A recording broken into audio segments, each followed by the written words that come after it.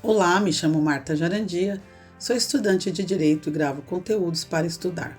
No Spotify tem muito conteúdo meu gravado lá, mas agora migrei aqui para o YouTube. E se quiser estudar comigo, basta me seguir, dar um curtir e se inscrever no canal para receber notificações de novas publicações. Então chega de papo e partiu estudar. Estou de volta. Nós começamos no vídeo anterior explicando um pouquinho o histórico da Seguridade Social e a composição do tripé da Seguridade Social, né, no Brasil, que envolve a assistência social, a saúde e a previdência social. Vamos falar um pouquinho da Seguridade Social agora, mais profundamente. Na Constituição, no artigo 194, estão dispostos os princípios. Só que lá, eles estão escritos, a Constituição fala de objetivos, tá? Mas a gente pode entender como princípios, ok? Então, o artigo 194 fala assim, é importante a gente lê-lo. A Seguridade Social compreende um conjunto integrado de ações de iniciativa dos poderes públicos e da sociedade, destinadas a assegurar os direitos relativos à saúde, à previdência social e à previdência e à assistência social. Ou seja, um conjunto de ações integrados, né? Ações estas promovidas pelo Estado e pela sociedade. Para quê? Para garantir o tripé, que é a saúde, a previdência e a assistência social, como garantias previstas da nossa Constituição.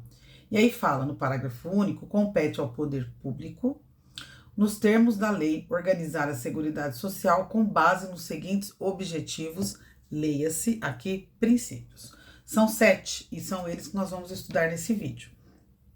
A universalidade da cobertura e do atendimento, são os incisos, tá? Então esse é o primeiro. 2. Uniformidade e equivalência dos benefícios e serviços às populações urbanas e rurais. 3. Seletividade e distributividade na prestação dos benefícios e serviços. 4. Irredutibilidade do valor dos benefícios. 5. Equidade na forma de participação no custeio. E 6. Diversidade na base de financiamento. São 6. Não lembro se eu falei 6 ou 7, mas são 6. Mentira. Vão ter mais. Nós vamos estudar aqui, deixa eu ver. São 8. 7. 6. Diversidade. É que eu numerei errado, tá? Mas é isso. Diversidade da base de financiamento. Caráter democrático e descentralizado na gestão administrativa e caráter democrático e descentralizado na administração também administrativa, mediante a gestão quadripartite. Gente, leiam 194, tá? Eu fiz bagunça aqui com os incisos, mas são esses os incisos. Vamos falar de um por um, tá? Universalidade, primeiro princípio, universalidade. A gente já consegue imaginar que é alguma coisa de um todo, né? Então, atender todas as pessoas e cobrir todas as necessidades sociais da sociedade brasileira.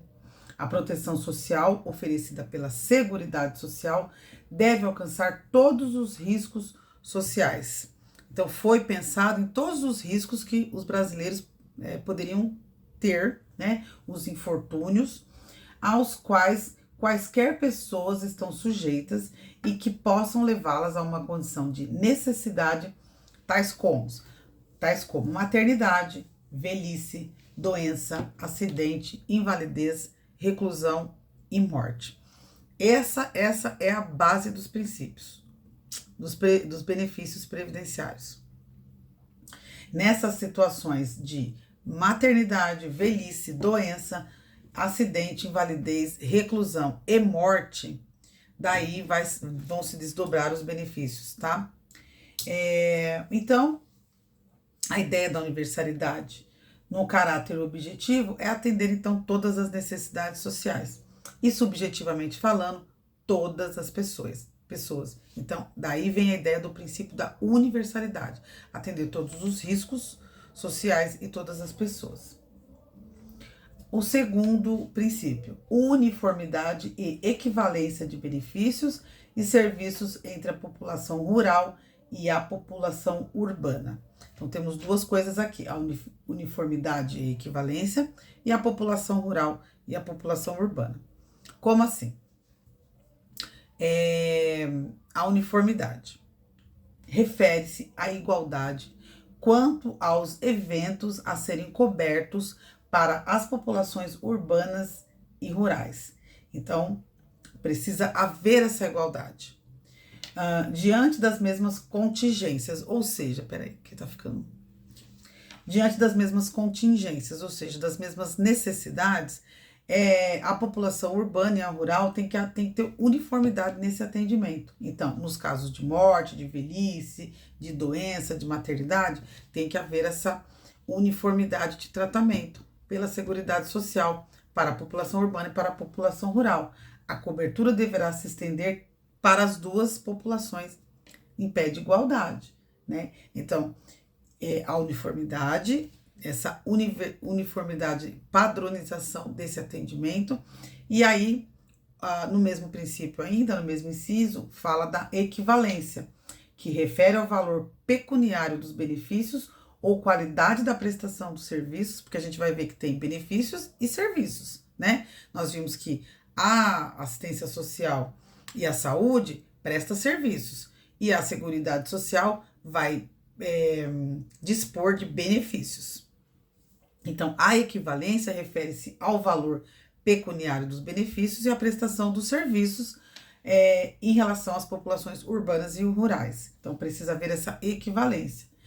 Isso não significa que os valores têm que ser idênticos, tá? Quer dizer que se as pessoas estiverem na mesma condição, não poderá haver diferenciação, devendo tais prestações ser, portanto, equivalentes.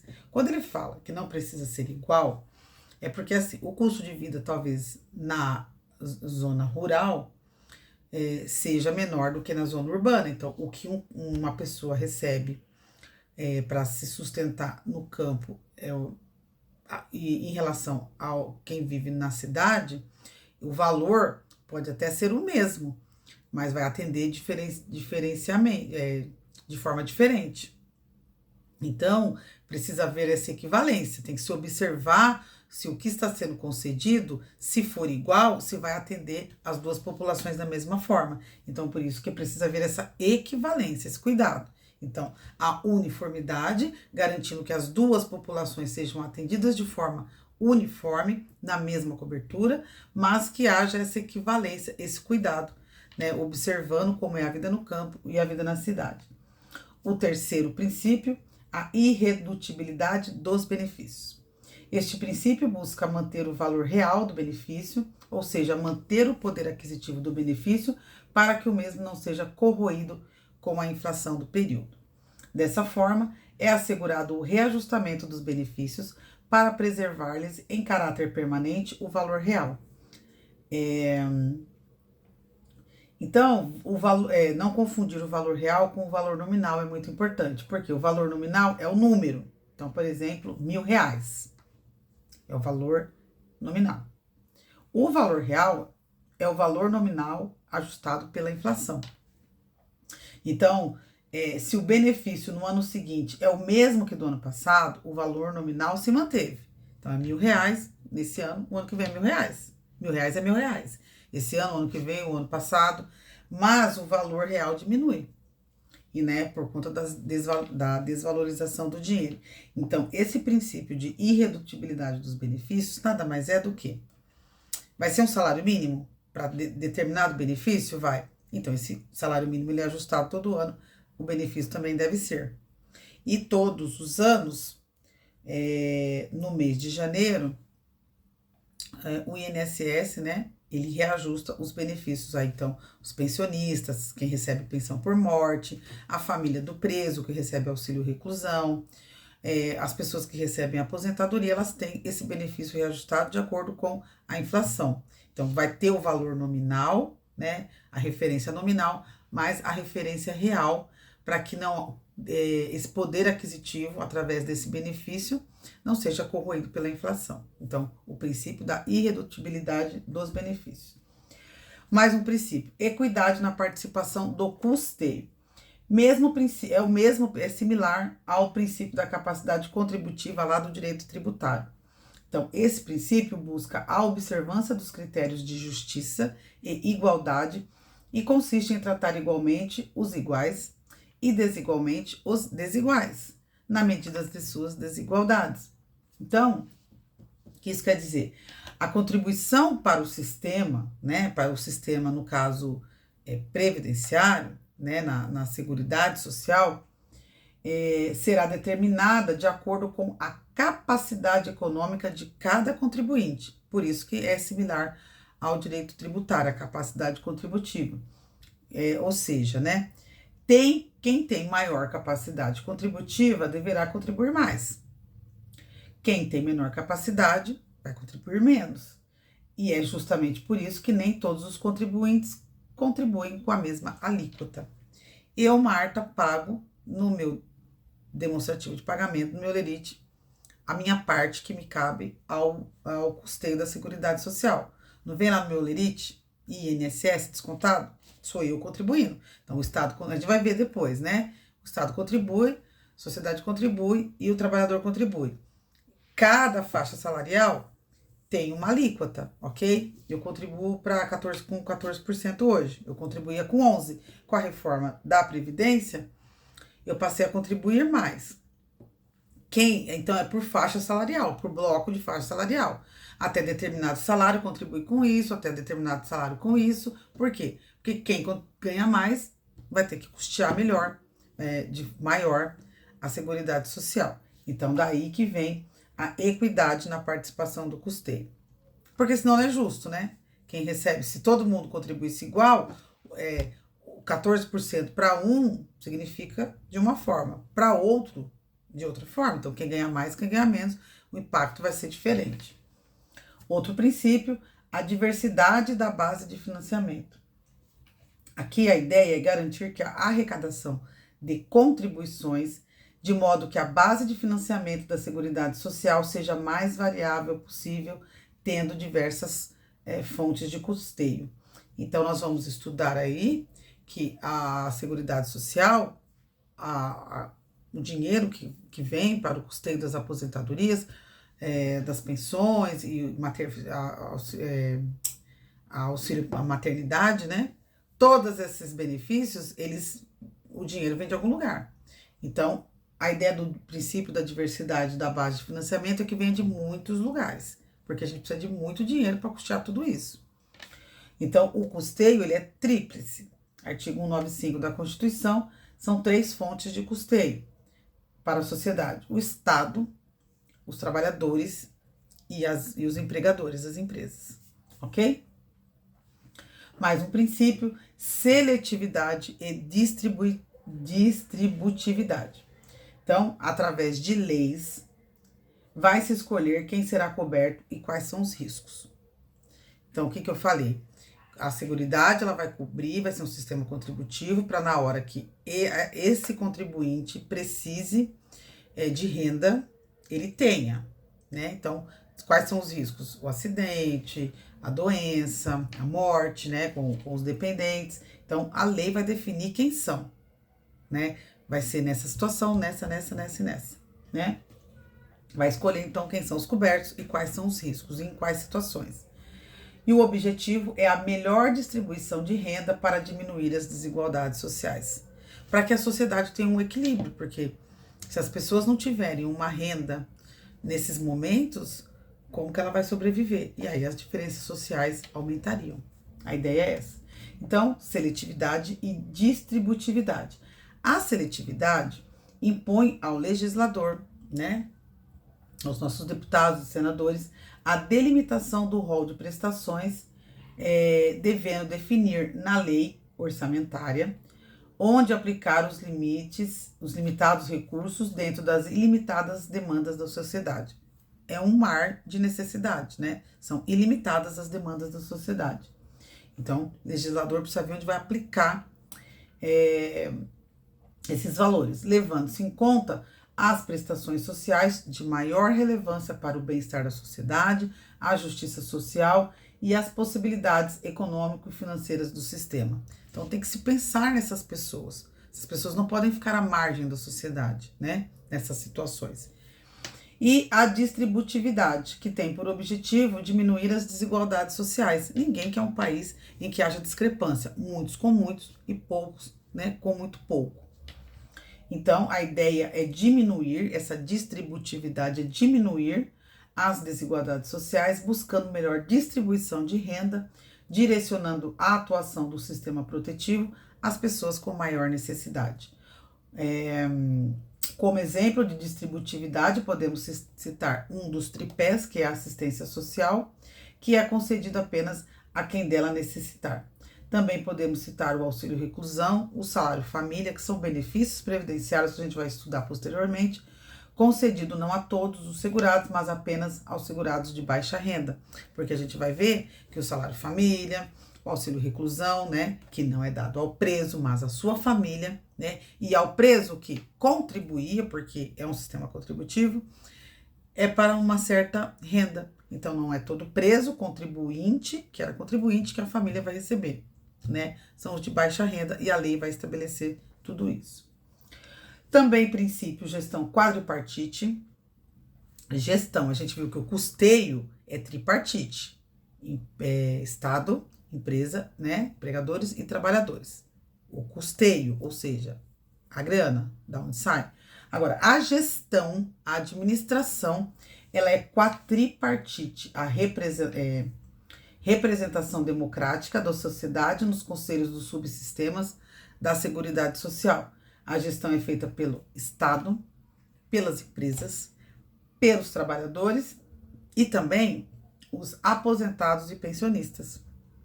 Então, aposentados e as pessoas que recebem as pensões também fazem parte dessa discussão, dessa gestão quadripartite. Então, existem órgãos para discutir a Seguridade Social, né, essa participação aí de vários setores da sociedade.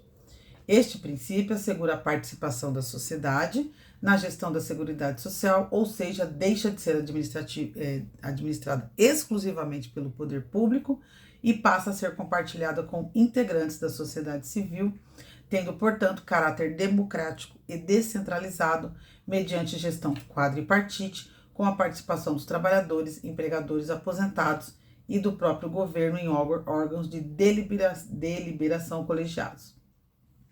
Então, a ideia é que todo mundo participe das discussões da Seguridade Social com todo esse objetivo de distribuir renda, de diminuir as desigualdades sociais, para que essas pessoas não fiquem abandonadas à margem da sociedade. E aí temos um outro princípio, que é a solidariedade. Este princípio está implícito, ele não está explícito lá na Constituição. Esse princípio busca reduzir as desigualdades sociais, permitindo que alguns contribuam mais para o sistema, enquanto outros contribuem menos, de acordo com as suas condições financeiras e demais características individuais previstas em lei. A gente até viu aqui o princípio da equidade na participação do custeio, enfim, mas também existe essa ideia da solidariedade, que o Brasil foi buscar em duas inspirações que nós vimos no vídeo anterior. O modelo bismarckiano, baseado na contribuição, né, nesse mutualismo da participação da contribuição da sociedade, e o modelo do plano de Beveridge da Inglaterra, baseado na solidariedade. Nós vamos ver mais para frente as questões da carência, da qualidade de segurado, ou seja, condições que garantam às pessoas, aos contribuintes, que nos momentos que ele mais precisar, ele tem essa garantia, essa proteção do Estado, ok? Então, esses eram os princípios. Deem uma olhada no artigo 194, é importante, mas eu discorri aqui um pouquinho só para ajudar a gente a lembrar aí no momento da prova. A partir do próximo vídeo, a gente vai falar agora do tripé Previdência, certo? Previdência Social.